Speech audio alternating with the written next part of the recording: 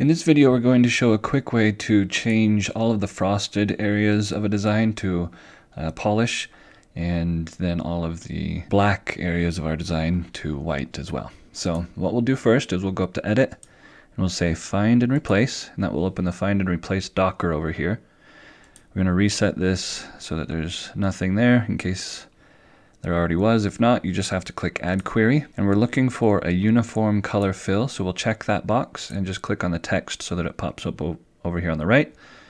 Check the box. From the drop down, we're going to change this to 10, which is 10% gray. And we'll click OK. And then we'll just click on Find All, and that will select anything that's 10% gray. When we can come over here and automatically change it to polish. So you'll see that everything then changed to polish. Now we just need to edit our query to instead be back to 100% black. We could have done that before, I guess. We'll go ahead and click OK, Find All, and we'll change those then to white. And now we've easily changed everything on the design.